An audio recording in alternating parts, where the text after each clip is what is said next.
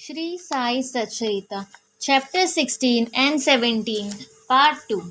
Sai Baba then gave a rather long discourse on the subject, the purport of which is given below. Qualifications for Brahmagyan or self realization.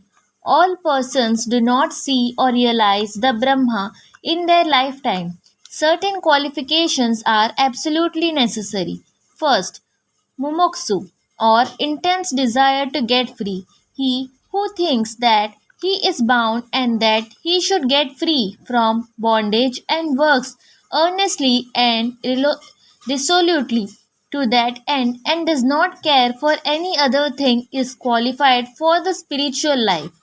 Second, virakti, or a feeling of non attachment with the things of this world and the next. Unless a man feels disgusted with the things, emoluments, and honors which his actions would bring in this world and the next, he has no right to enter into the spiritual realm.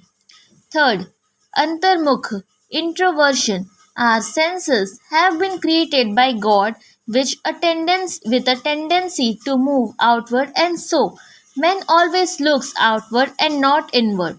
He who wants self realization and immortal life must turn his gaze inwards and look to his inner self. Catharsis, eliminating all base fourth, catharsis, eliminating all base ideas and emotions. Unless a man has turned away from wickedness and stopped from doing wrong and has entirely composed himself, and unless his mind is at rest, he cannot gain self realization even by means of knowledge. Fifth, right conduct. Unless a man leads a life of truth, penance, and insight, a life of celibacy, he cannot get God realization. Sixth, preferring Shreyas, the good, to Prayas, the pleasant. There are two sorts of things, viz., the good and the pleasant. The former deals with spiritual affairs, and the latter with mundane matters. Both these are open to man for acceptance.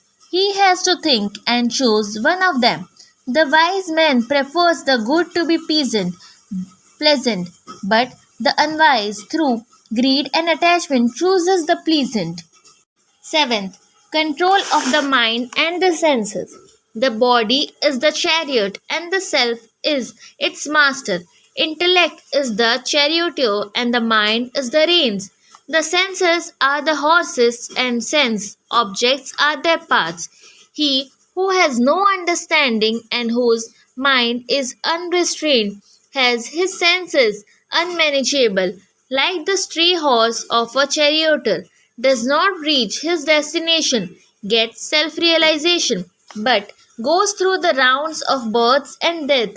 But he who has understanding and whose mind is restrained has his senses under control, like the good obedient horse of a charioteer, reaches the destination, that is, the state of self realization, whether he is not born again.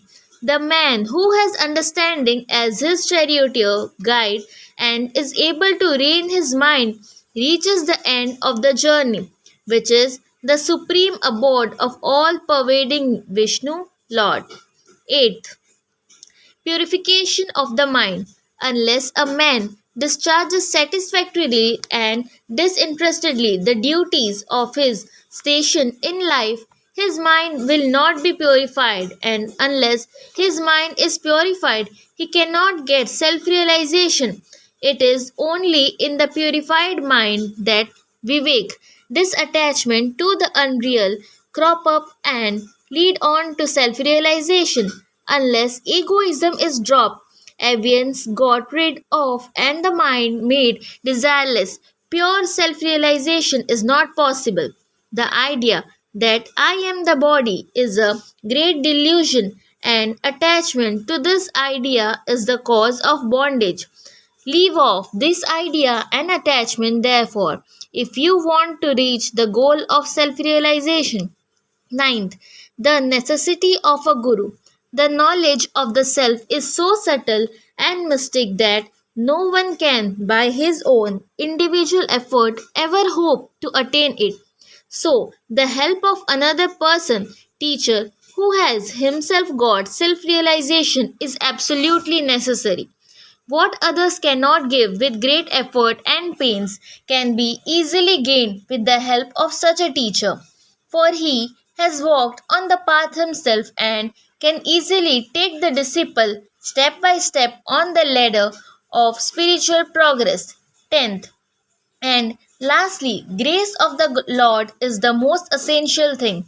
When the Lord is pleased with anybody, he gives him vivek and vairagya and takes him safe beyond the ocean of mundane existence. The self cannot be gained by the study of Vedas, nor by intellect, nor by learning. He whom the self chooses